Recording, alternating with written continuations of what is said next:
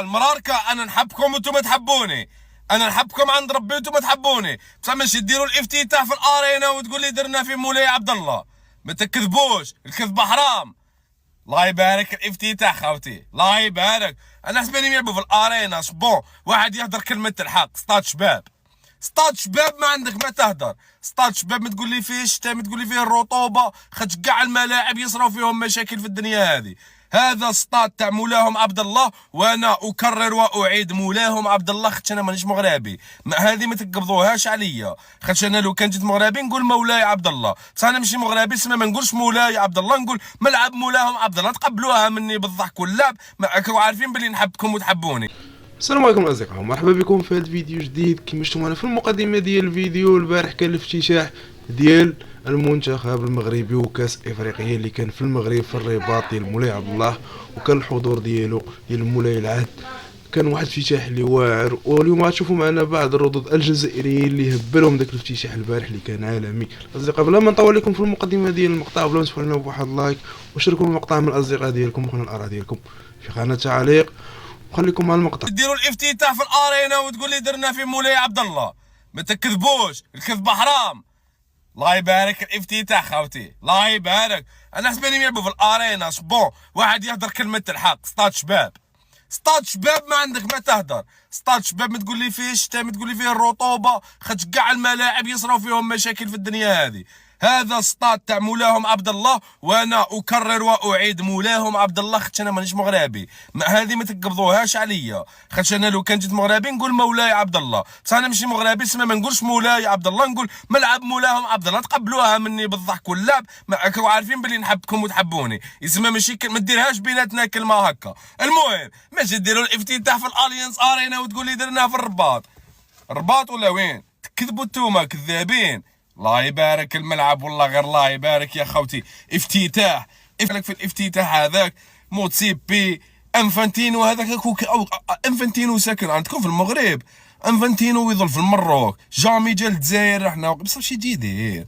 واش يجي يدير انا في الجزائر؟ يجي شو يجي يصيب لي ماتش كاع اويكلو انفانتينو، قول لهم وين راهو البيبليك اللي يقولوا بيبليك. نو حنا يقولوا عندنا فوتبال بلا بيبليك، حنا 11 كونتر 11 من الداخل في الستاد.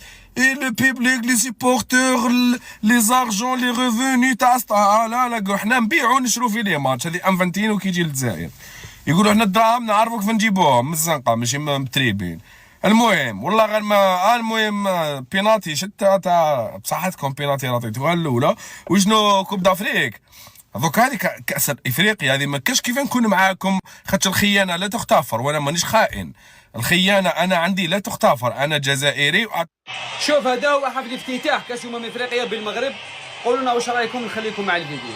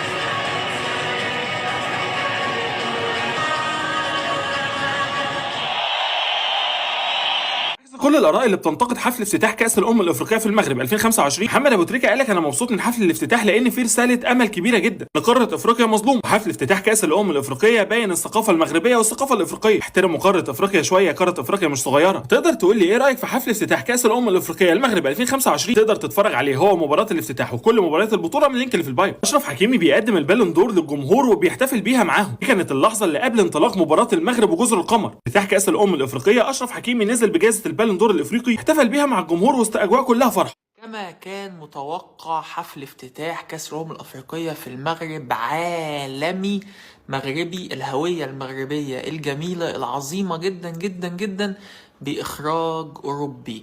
ديما مغرب. منتخب المغرب بيفوز على منتخب جزر القمر في افتتاحية كأس الأمم الأفريقية بنتيجة 2-0 عزيزي، أو سيب المباراة كلها وهدف الكعب ده بالنسبة لي يا لهوي يا جماعة مش ممكن. منتخب المغرب مع السكتوي في كأس العرب في نهائي، وسام ادالك واحدة بوشكاش في النهائي، ودلوقتي أيوب الكعبي بيديلك واحدة بوشكاش برضه في بداية وافتتاحية كأس الأمم الأفريقية. اللعيبة المغاربة كلهم مستعدين للبوشكاش القادم بقوة يا عزيزي. شوف أنا عندي كلام كتير الصراحة، البعض ممكن يختلف في رأيي، أكيد طبعا لازم يكون في اختلاف في الرأي. طبعا نتكلم عن الافتتاحيه في مقطع اخر، كانت احتفاليه جميله جدا. طبعا في البدايه هارد لك لجزر القمر، فريق منظم جدا ومتوقعتش ابدا ان يكون بالشكل ده في ظل ما المنتخب المغرب بيلعب الافتتاحيه. يعني اللعيبه كلها نازله جعانه كوره، المدرب نازل يكسب، لازم افتتاحيه، وعلى ملعبي وسط الحضور ده كله لازم اكسب في مباراه زي دي. لكن حقيقه هارد لك لجزر القمر، الفريق المنظم اللي كان غير متوقع ابدا انه يقدم الاداء ده. مش بس كده، ده كمان خلق خطوره كتير الشوط الثاني. الكره اللي شالها بونو دي مش ممكن، يعني ده هدف 100%. فريق منظم رغم فرق الامكانيات، في هارد لك ليهم. اما بالنسبه للرجراجي يعني انا عندي كلام كتير والله. سؤال واحد هيجاوب لي على كل الاسئله التانية، ليه ايوب الكعبي ما بداش المباراه في ظل ما انت بتلعب على عرضيات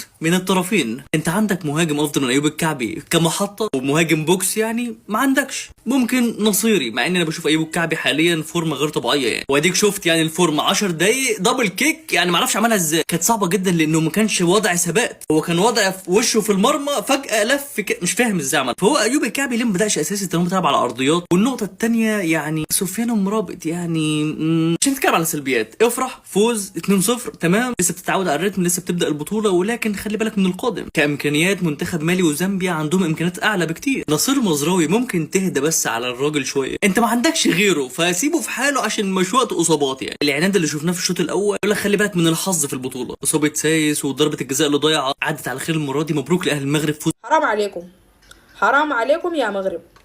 انتوا قبل كام يوم مسجلين في كأس العرب في النهائي الهدف السجل الاول ضد اردن، ده كان بوشكاش ما فيه نقاش. كعب الليل يجي نفس الحكايه. نفهم شنو؟ ما شاء الله ما شاء الله ما شاء الله. انا ما عارف الولد ده كان قاعد اون ذا بنش واي يا رقراقي، ليه كان قاعد اون ذا بنش؟ دخل ما تم 10 دقيقه ياهو. ايوه ما قاعدين نشوف ريال مدريد، لكن لما نيجي المنتخب لا بصمته واضح. شوفوا المنتخب المغربي ده واحد من المنتخبات اللي انا مرشحهم للافكون وبدون اي نقاش، لكن في بعض الحاجات لازم يصلحوه. وطبعا الحاجه الكويس انه الحاجات دي ظهرت في مباراه جزر القمر ده. في بعض اللعيبه اللي المفروض يكونوا اساسيين بس هم اون ذا بنش، لكن انا ما هتكلم كثير فيها، حننتظر المباريات القادمه، لان المباريات القادمه ما هتكون سهله. شفنا جزر القمر عمل شنو وفاجأ رغم الخساره دي، لكن احنا ما كنا متوقعين الاداء دي. اديني تقييمك لجزر القمر في مباراه اليوم في التعليقات. رغم الخساره قدموا مباراه محترم منظمين وكل حاجه، يعني ده ما كان حاجه متوقع. انا لما انا ذاته عملت البريدكشنز بتاعي قلت ده فوز طوالي للمغرب، لكن ما عرفت كان حيكون فوز بالطريقه دي. اسمع الاحصائيه دي وحنكمل معاها لنهايه افريقيا دي. لم يتعرض المنتخب المغربي لاي خساره في اخر 34 مباراه في ارضه. المغرب في 34 مباراه ده محقق 30 فوز و4 تعادل. هل منتخب المغرب هيستمر كده لنهاية الأفكون، ولا هيكون في منتخب كده يجيب راسهم زي افريقيا عمل الموسم اللي فات؟ يلا بينا نشوف. والله كما قال رؤوف خليف شيء كبير يا عمري، والله شيء كبير يا المغرب. هنا المغرب، هنا افريقيا، مرحبا بكم في القارة الكبيرة، القارة العظيمة، القارة اللي خرجت لاعبين كبار على مستوى كرة القدم ومواهب كبار. ودائما افريقيا مصنع للمواهب، منجمة للأساطير في كرة القدم. برافو برافو برافو المغرب اليوم، تنظيم خرافي. وشفنا حفل الافتتاح وشوف قدامك الصور، يا سلام والله يا سلام. العالم الكل اليوم يشاهد مباراة افتتاحية المغرب جزر القمر.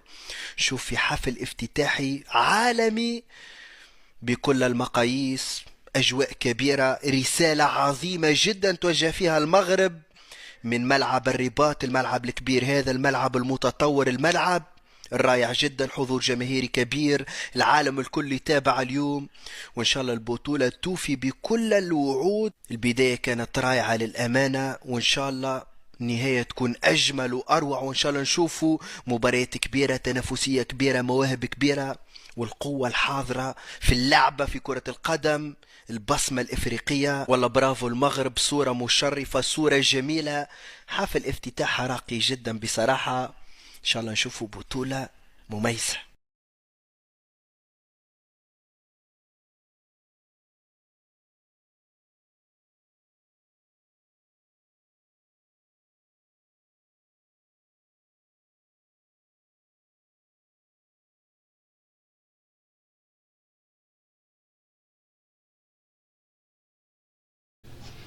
اصدقائي نكون وصلنا حتى لهذه الفيديو. لا عجبك المقطع بلا ما تخلي لنا بواحد لايك الفيديو، شارك المقطع مع الاصدقاء ديالك، وخلينا الاراء ديالك في خانه التعليق، وخلينا تنشوفوا ان شاء الله شي حلقه جديده.